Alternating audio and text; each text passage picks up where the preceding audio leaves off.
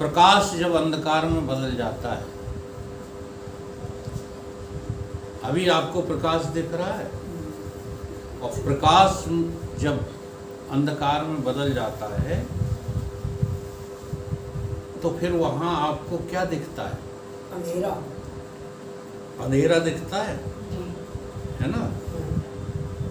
अब जो है उस अंधेरे में से आप उजाले में जब जाते हो तब फिर क्या दिखता है?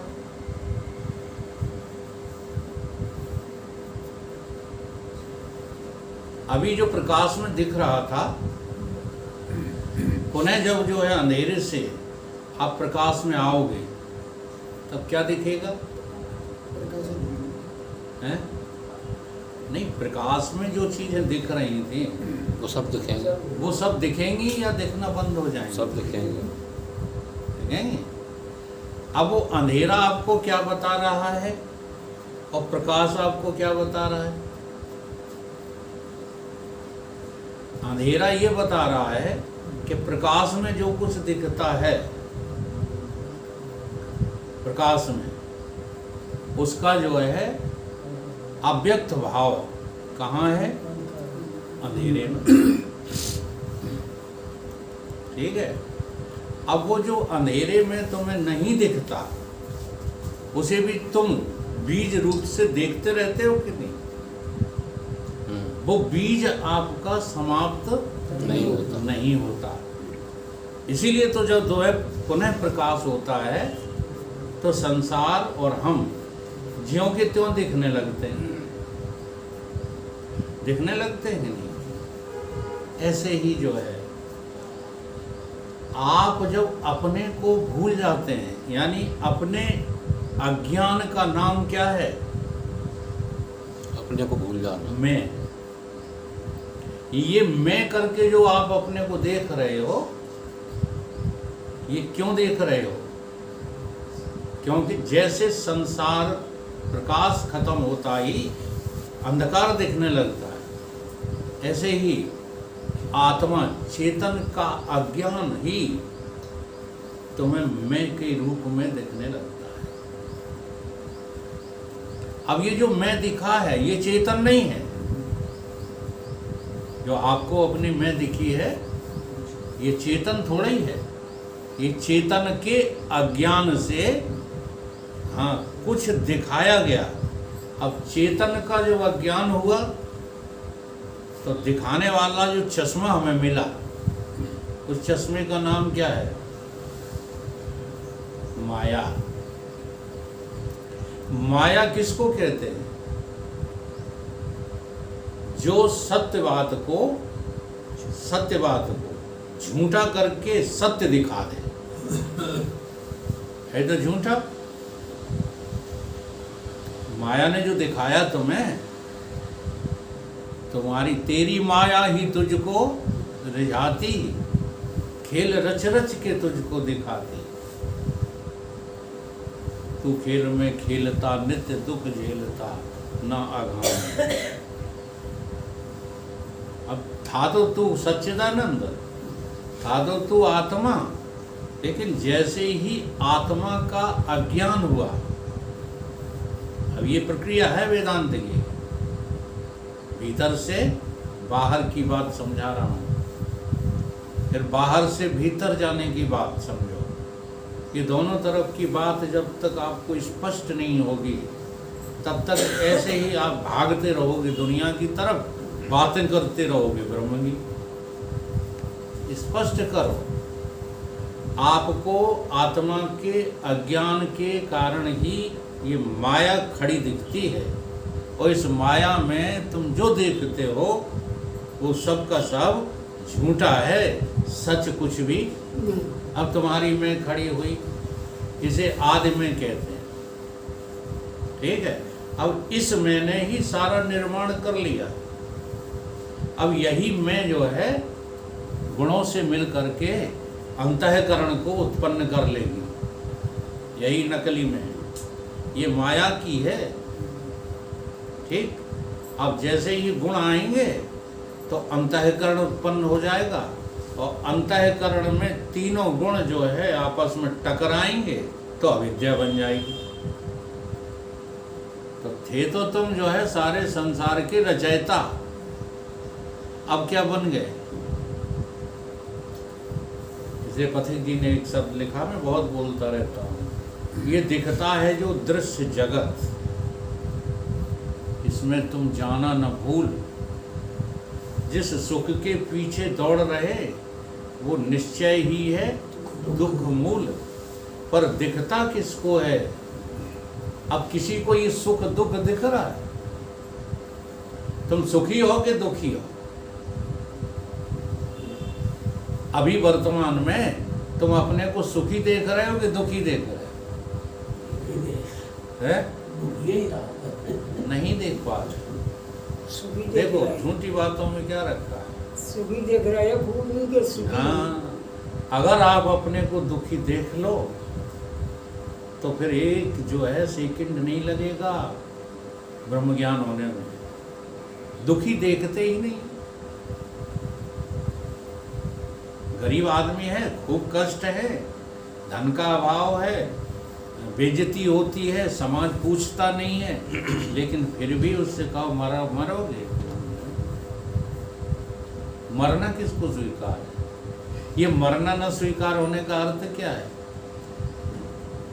सुखी हो कि दुखी हो?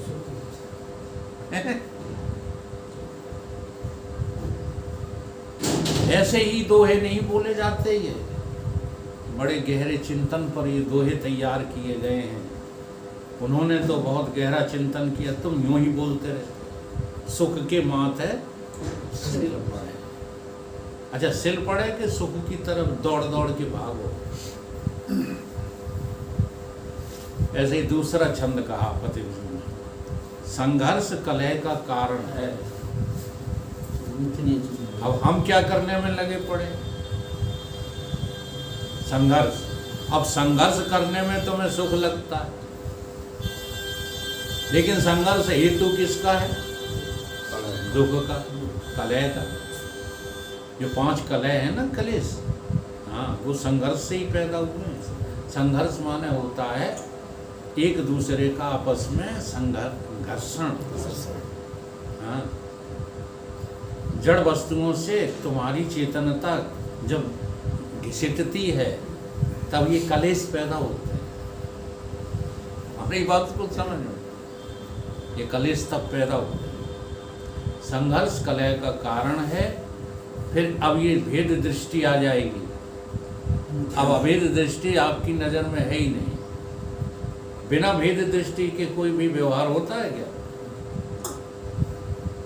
ऊंच नीच की भेद दृष्टि, कोई ऊंचा है कोई नीचा है, सब एक समान संसार में हो ही नहीं सकते हैं। आजकल बड़े जो है वो चल रहे हैं, योजनाएं चल रही हैं समाज को क्या करने के लिए? समान करने के लिए, समान करने के लिए तमाम संस्थाएं खुली हैं। यही सिखाया भी जाता है कि देखो देवियों, तुम मर्दों से कम नहीं हो, एक समान हो, दोबारा समान।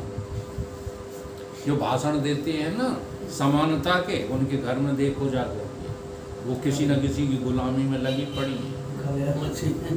हाँ, क्योंकि व्यवहार में समानता का कोई प्रश्न ही पैदा नहीं होता। संघर्ष में समानता का कोई प्रश्न ही पैदा नहीं होता। संघर्ष कलह का कारण है। ये ऊंच नीच की भेद दृष्टि।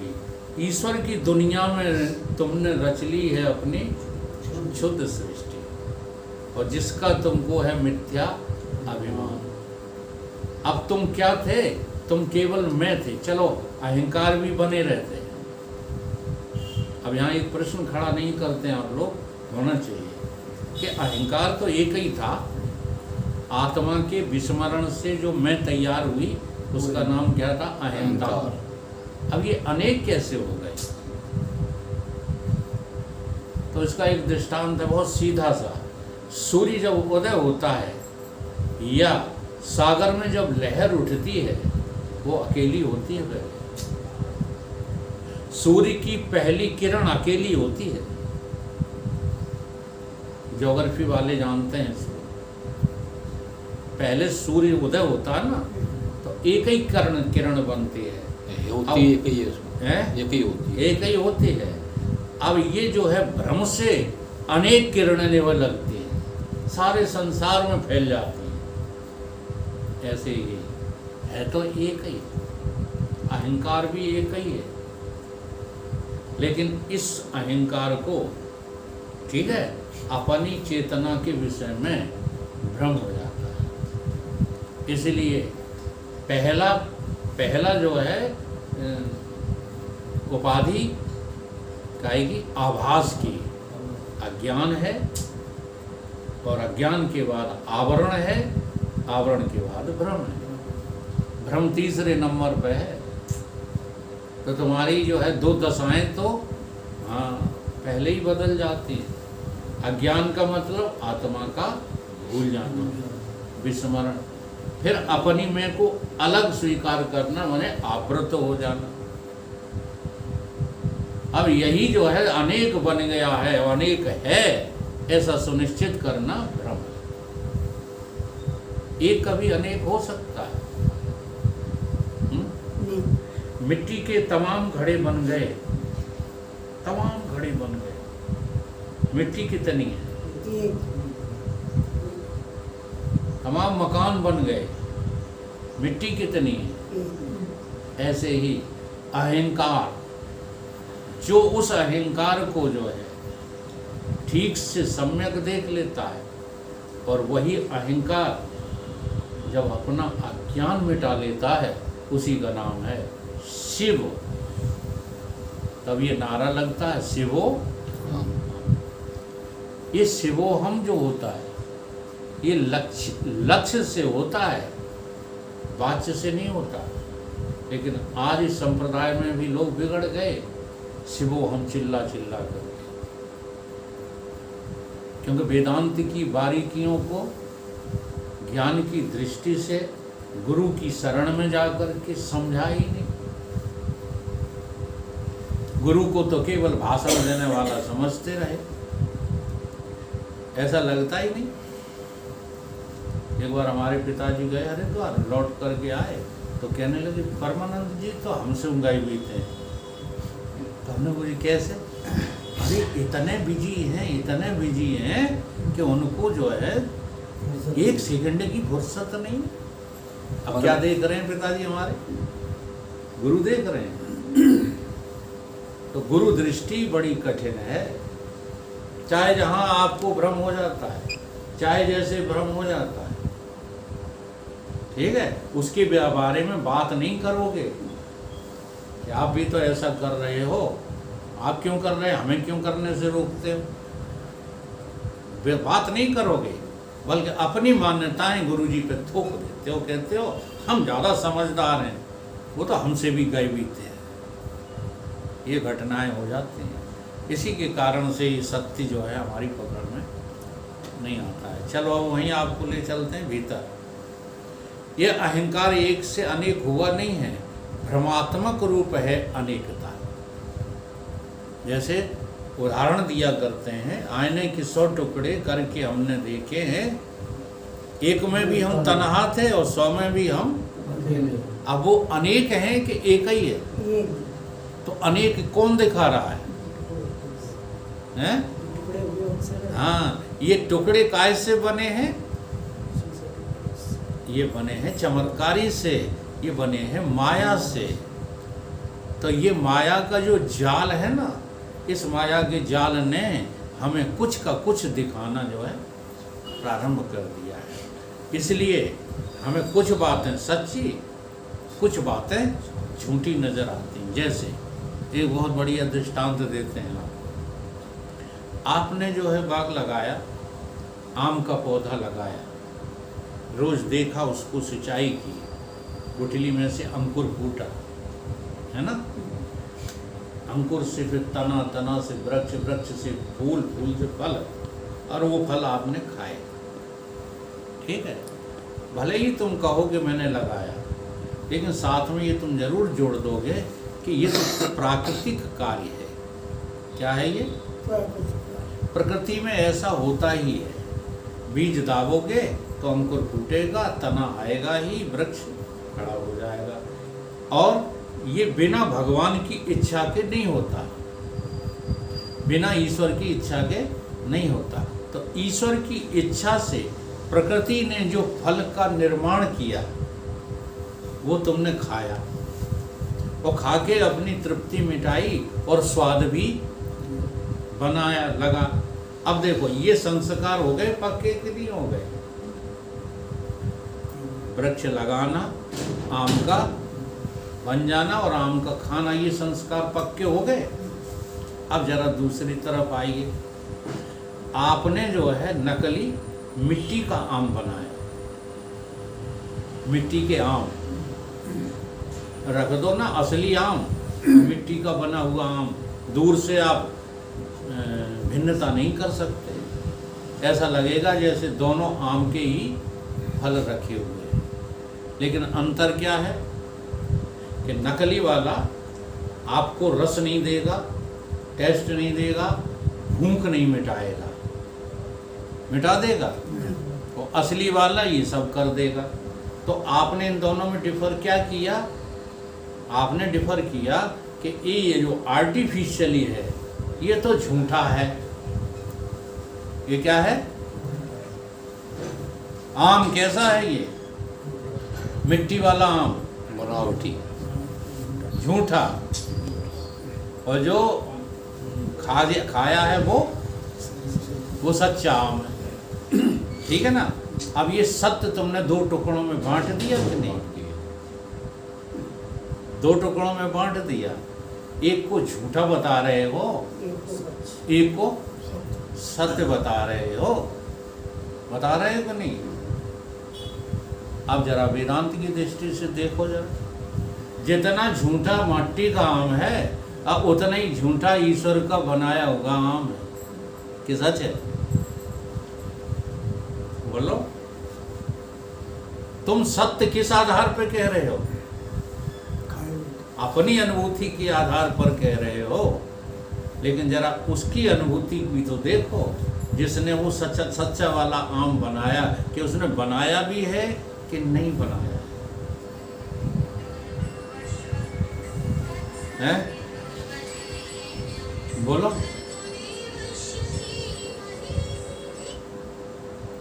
वो सच्चा वाला आम ईश्वर ने बनाया है, प्रकृति ने बनाया है, कि तुमको दिख रहा है प्रकृति द्वारा बनाया हुआ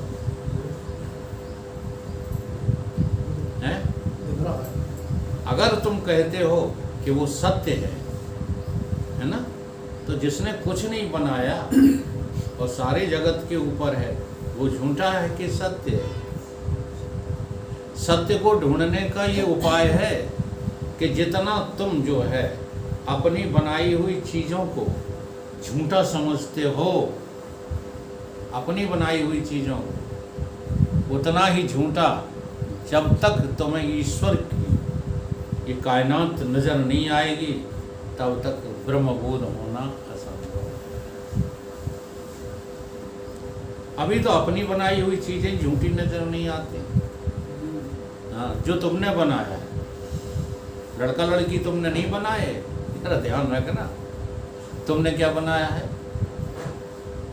अपना पुत्र, अपनी पुत्री तुमने बनाई है, यही झूठी नहीं लग रही? तो पहली साधना क्या कि अपनी बनाई हुई चीज़ें। अब जरा देखो इस दृष्टांत को लागू कहाँ किया गया है?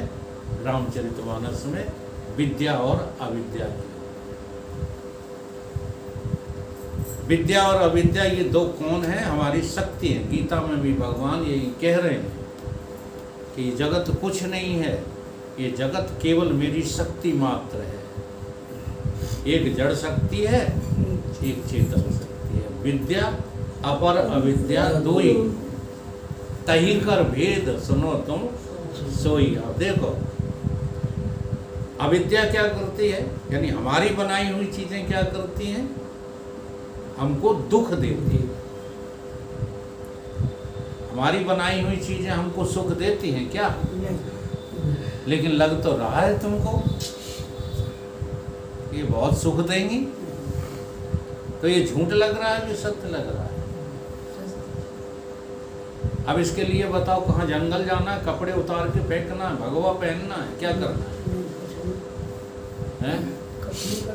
अपनी बनाई हुई चीजों को झूठ सिद्ध करने में तुम्हें साधना करनी है, कुछ सोच विचार करना है, कि क्रियाएं करना है।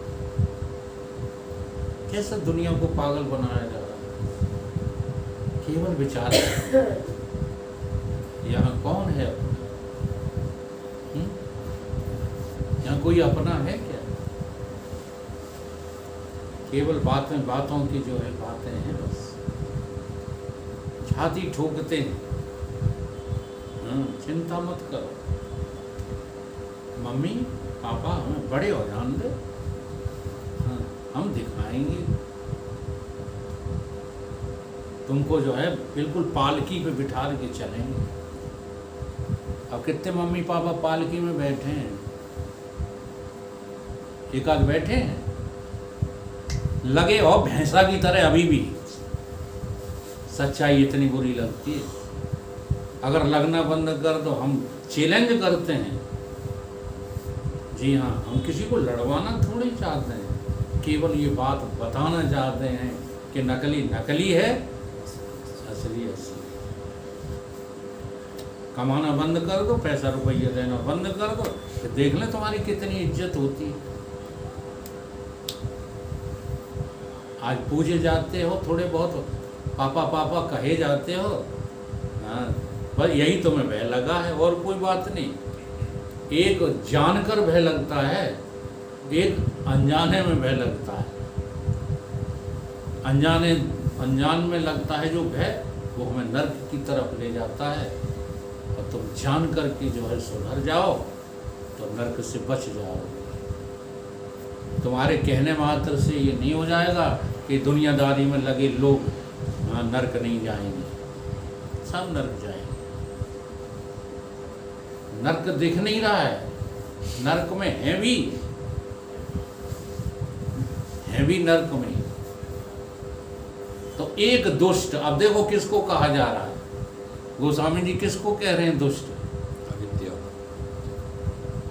बस ऐसे ही रटे जाओ, तुम्हारी समझ को कह रहे हैं दुष्ट।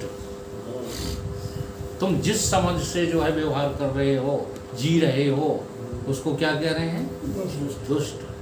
एक दुष्ट अतिशय दुख रूपा। इसलिए तो समझ में नहीं आती।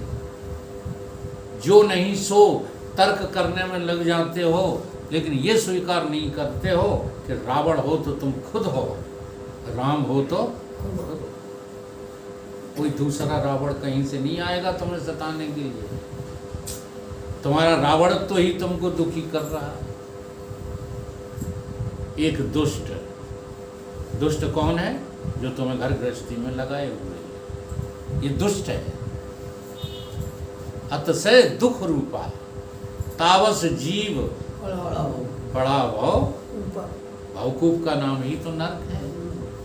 इस अंधेरे कुएं में जो है कूद पड़े हो, अब हाथ पैर हिलाते रहते हो, डुलाते रहते हो, बड़ी मेहनत करते हो, और अंत में निकलता क्या है? दुख। एक रचे जग, और दूसरी क्या करती है? दूसरी तुम्ही को, तुम्हारे स्वरूप को जगत के रूप में दिखा देती है, बाकी और कुछ नहीं करती। एक रचे जग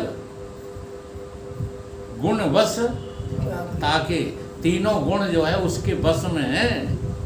किसके? माया के। और प्रभु प्रेरित नहीं दे दे बल, उसका अपना बल जो है कुछ नहीं है। हाँ, तुझ आत्मा की जो है प्रेरणा से ही, यानी कि ईश्वर की इच्छा से ही ये माया जगत को दिखा रही है, नीचे जगत से। अब जरा ध्यान क्या देना है?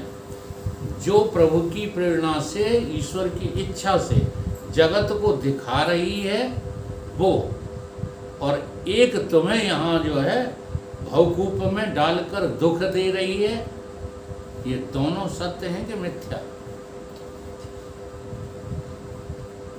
दोनों ही एक जैसी हैं कि अलग अलग हैं? बिल्कुल एक जैसी। इसलिए जीव यहाँ जहाँ पर मिथ्या होगा, जीवो ब्रह्मो, जीव को कभी ईश्वर से नहीं जोड़ा गया किसी भी शास्त्र में। अब ये बात जिनकी समझ में नहीं आती, ऐसे आर्य समाजी भी हाँ ब्रह्मज्ञानियों से क्या करते हैं? विरोधाभास। बड़ा कठिन है और बड़ा सरल है। तुमको ऐसे गुरुदेव मिले हैं, ऐसी जो है जगह सत्संग मिला है कि सब कुछ के लिए रो रहा है, लेकिन तुम दुनिया वालों की ज़्यादा विचारों के चक्कर में पड़ जाते हो। इसलिए अपने गुरु की बात झूठ लगने लगती है और संसार सत्य लगने लगता है। तो संसार किसी भी काल में सत्य नहीं है।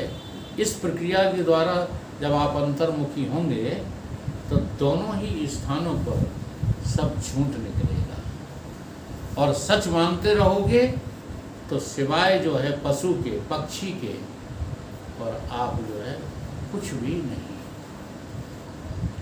पशु कौन? जो संसार के पक्ष में रहता है।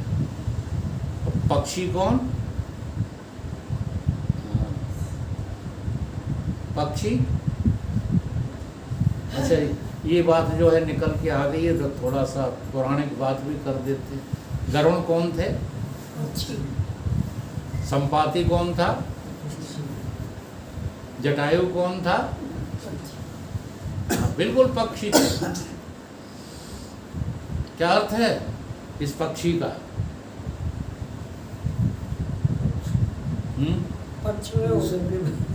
हाँ, जल्दी चलो करो मेरे भाई। जो व्यापक के पक्ष में है सो पक्षी, सो क्या है? पक्षी। और जो संसार के पक्ष में है वो पशु। ये अलग अलग अर्थ निकलते हैं।